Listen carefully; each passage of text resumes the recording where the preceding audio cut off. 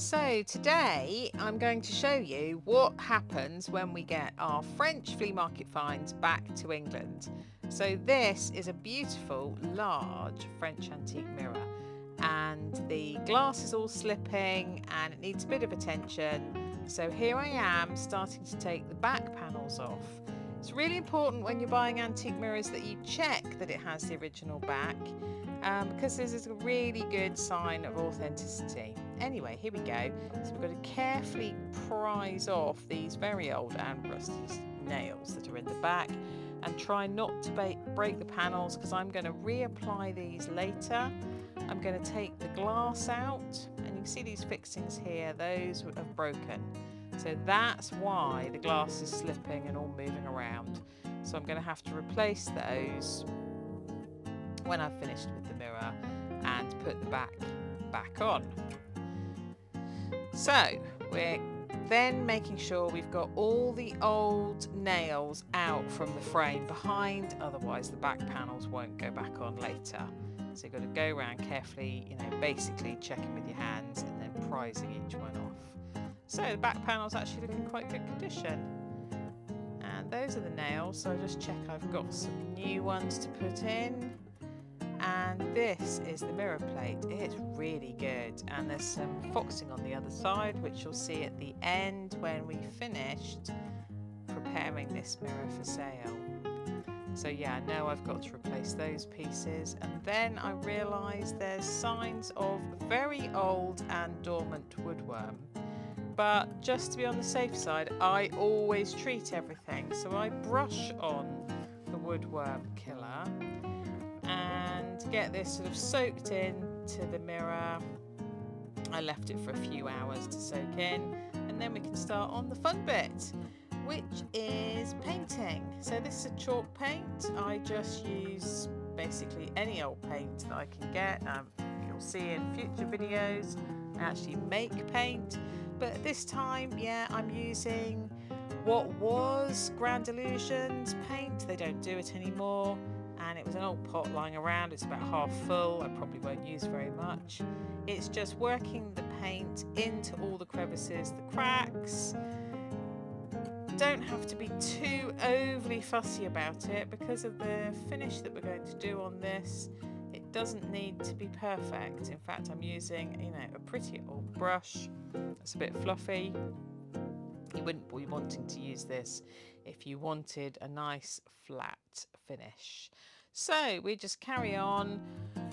Not too much paint, but working it in and going with the style of the carving. So it's got nice big acanthus leaves, and we're trying to work it into those areas, and we're following it round.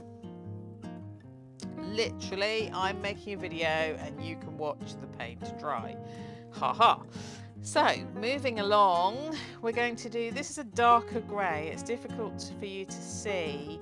Now there's some of the old woodworm holes on the outside, so I'm going to fill those as well. Just checking the back is all dry now. I've treated it all. That shouldn't now be a problem. And we're going to move on to the top coat, which is a lighter shade of grey. So yeah, 50 Shades of Grey. You can all have a laugh at that one. I'm not really known for my comedy. And we are lightly brushing over with the lighter colour grey. Again, working into all the crevices. So we continue working this top layer in the lighter grey into all the same areas, going over. It doesn't have to cover it 100%, but I would say I'm probably doing about 85% coverage of the darker grey. Most important thing is that you turn the frame around, and you'll see in a moment I lift it up and I move it around so I get all the sort of inside parts. You'll see what I mean in a minute. And this obviously has been speeded up just for those that think that I'm dynamite and I can do a whole mirror in about, well, this video is going to be about 5 or 6 minutes long. No.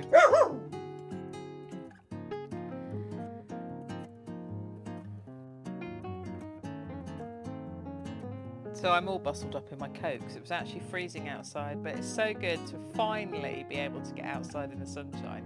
So we're trying to make the most of it, and I'm rattling through several projects. So we're going to be sharing more DIY in the house and the French flea market finds. We're going to do two new series on our YouTube channel, so look out for those over the coming weeks.